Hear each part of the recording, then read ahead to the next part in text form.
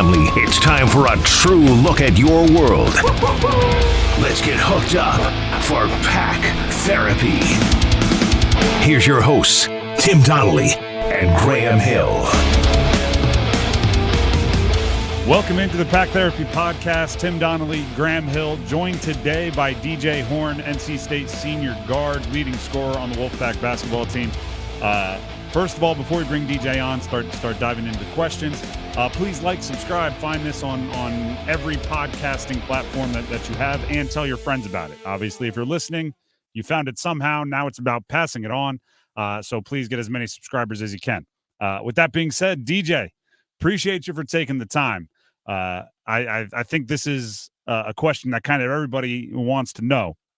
31 against Wake, 26.5 per game over your last four. What the heck has gone into you as a scorer, and how do you keep this rolling coming out of the break? Yeah, man. I just feel like as a scorer, those scorers, you always find your groove. You always want to be playing your best basketball at this time in the season. So for me, and knowing, what it takes and, how you should be playing, around this time, gearing up for March, that's just really been my focus, and just trying to keep stacking good games. DJ Horne joining us on the Pack Therapy Podcast. DJ, speaking of your scoring as of late, have Kevin Keats and yourself have a conversation about your role just as a leader on this team, both as a grad guard, but also as the leading scorer in some of these past couple of games, or has that just kind of come naturally?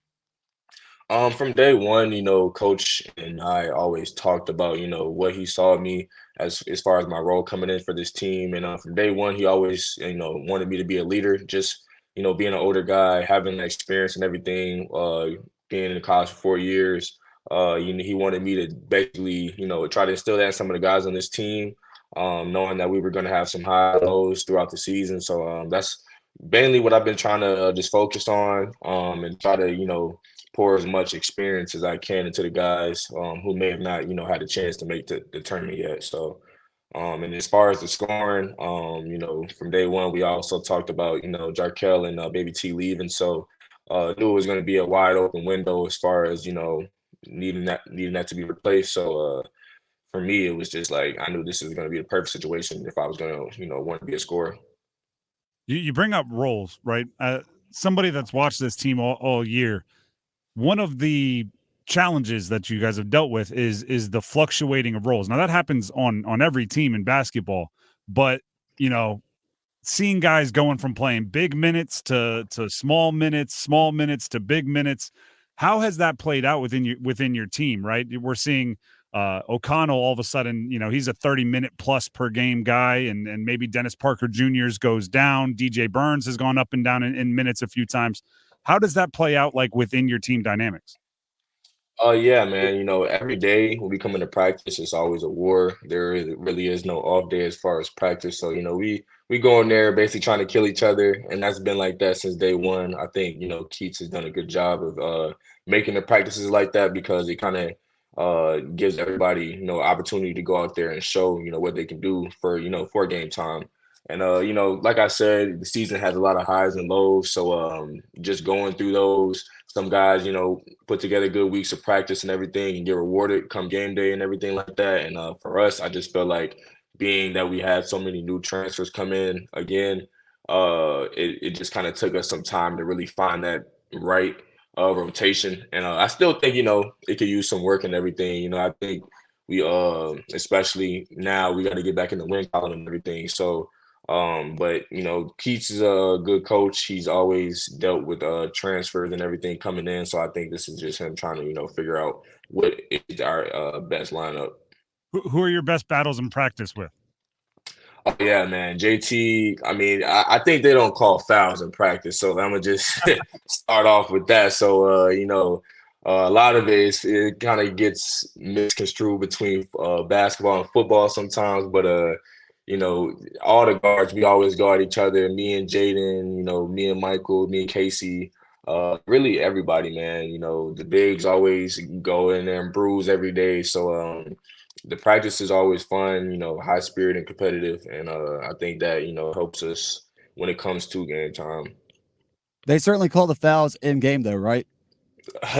Yeah, it's hit or miss, but I'm not really gonna speak on that. I gotta lay low from from all the officiating. Fair enough. I mean, no, let the elephant in the room is the double birds, right? I mean, that's Yeah. what it captured everybody in Wolfpack Nation there for a little bit.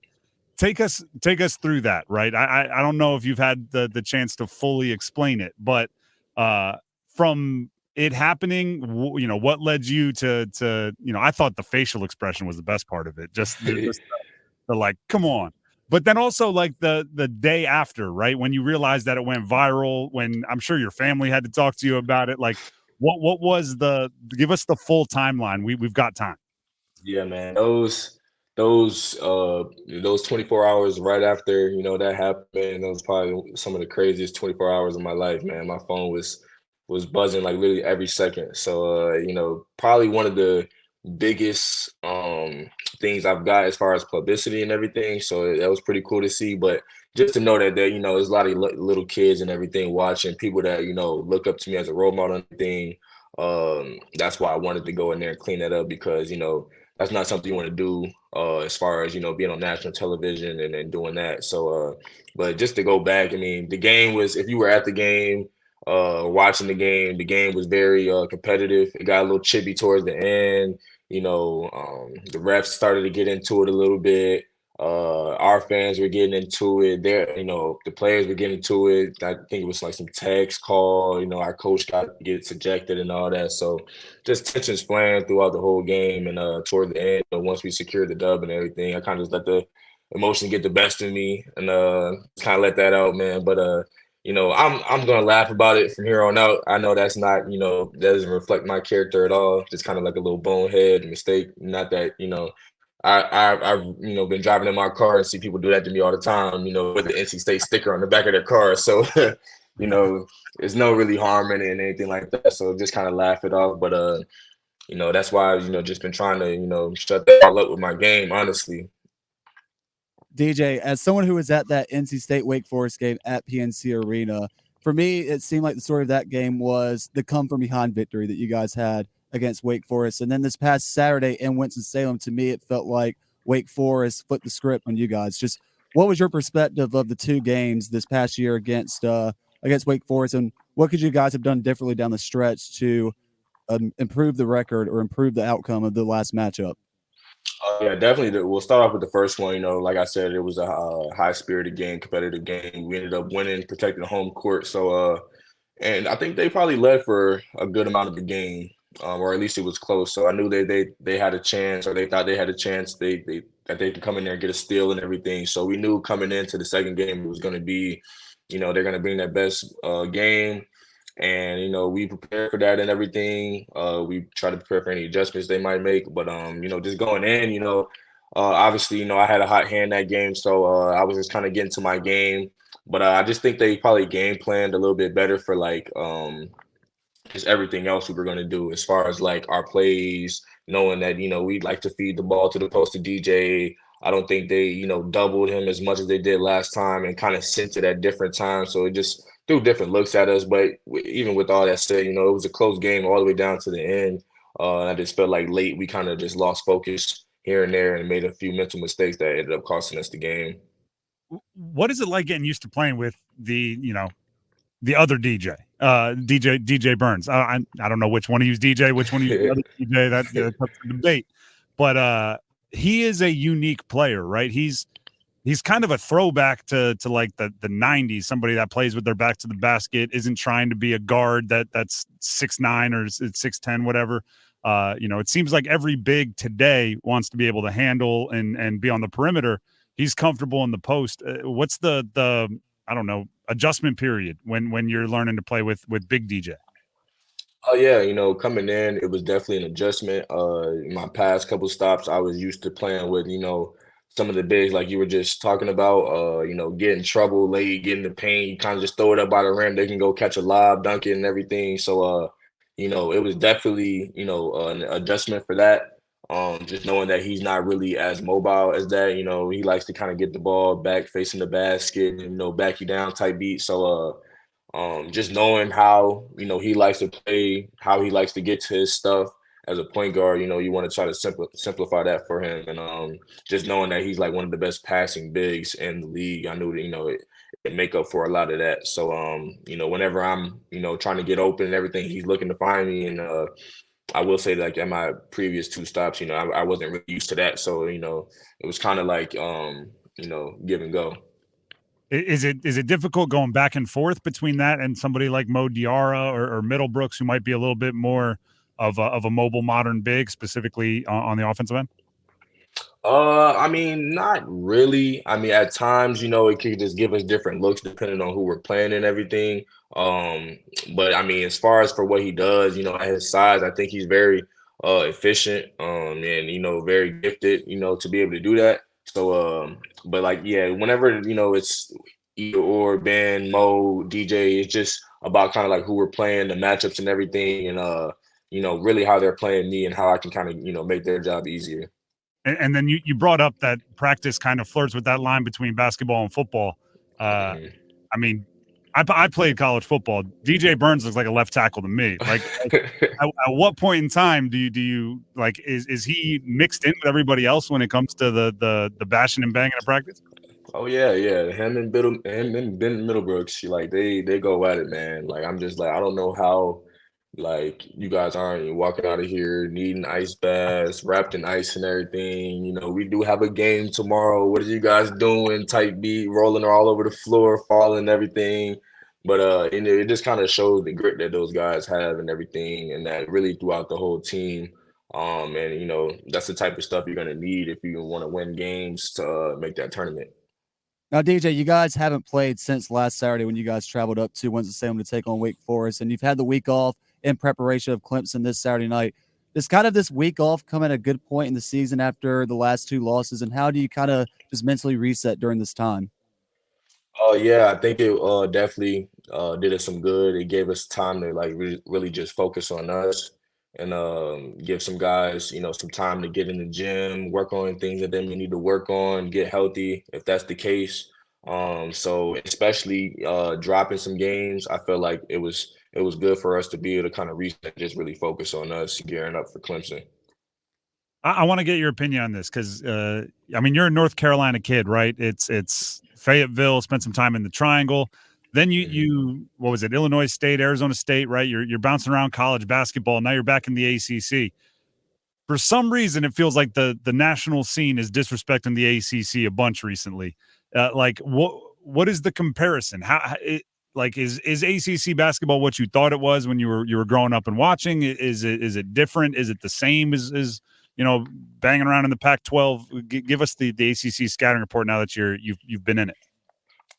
Yeah, being in the ACC, I knew that just growing up, looking at it from that standpoint, it was, always one of the toughest leagues to play in. So now that I'm actually in it and, doing what I'm doing in it, it just kind of shows me how much work I put into my game. But as far like I honestly feel like, we can match up any team in the ACC with any other team, any given day and win a game. I don't really believe in the whole like this team is better than this team because you wouldn't see the things you see in March Madness. Like it's really you put your shoes on the same way the other guy puts their shoes on. You put your pants on uniform the same way they do. So whoever goes out there and has the most energy, the most locked in that day, makes the least amount of mistakes can win a game. So as far as like the disrespect though, I do think the ACC kind of gets disrespected as far as that goes. I just want to know, Stanford and Cal being ACC, like that's weird, right? I mean, you're used to them playing against them in the Pac-12, and now they're going to be in the ACC next year. Yeah, man, I'm just gonna hate it for those guys that travel, man. Like those flights after the game, or they might have to actually wait till the next day, just being how crazy the flights are, unless it's just straight red eyes. But just knowing being from North Carolina and actually living out there and actually doing that travel, it's not something you're gonna want to do after a game. So definitely a weird dynamic, but I mean from the outside looking in, this is my last year. I won't really take part in that. I think it'll be kind of cool to see just the different landscape of college basketball and football. DJ, after your loss, I believe it was after the Pittsburgh loss during your post-game press conference, you said along the lines the reason you came to NC State was to make the NCAA tournament. I just want to know for you personally, what needs to change as far as getting to the NCAA tournament and closing out this season on a strong note? We definitely just got to come together as a team and just get everybody on one accord, get everybody playing to the level that I know everybody is capable of playing of. I've seen it from day one. It's been a long season. Here we are in the middle of it, and like a blink of an eye, my last year is, almost over. But just salvaging, what we started, man. We started 5-1 in the ACC, something that NC State hasn't done in a long time. So just realizing that, we still got the same guys on the team that did that. So, the same guys that can, win the rest of these games here on out on our schedule. So just knowing that, every game really matters from here on out, and knowing that we do kind of got some quad one opportunities, and that, if we really do want to get back to that tournament, like how we all say we do, we're going to have to steal some of those. Do y'all talk about that? Obviously, you have like 6-7 days off, whatever it is here. Is Coach Keats talking about like NCAA tournament? Do you talk about quad victories? Which team is quad what? The net rankings? Because, many of the fans that they look at NC State as a program that should be in the NCAA tournament every year, and that's so much of their talk. Is it the same within the locker room? Yeah, man. Especially around this time, if you're a coach or a basketball player, I feel like you wouldn't be doing your job if you're not paying attention to it. Especially like an NC State program who should be in there. And definitely that's been, some of the talks around our program, just knowing that we definitely are still in the race to do it. They did it last year, so it's definitely expected of us to go back this year. And and just to give everybody, that sense of urgency, that sense of motivation, man. Like, our season's not over. As much as we did lose, drop some, ones that we wish we can get back, we can still make it. So I think it's good that he is doing that for the motivation piece. DJ, we appreciate you for taking the time to jump on the pod with us. Good luck the rest of the way. As you mentioned, there's those quad victories available. So good luck chasing them down.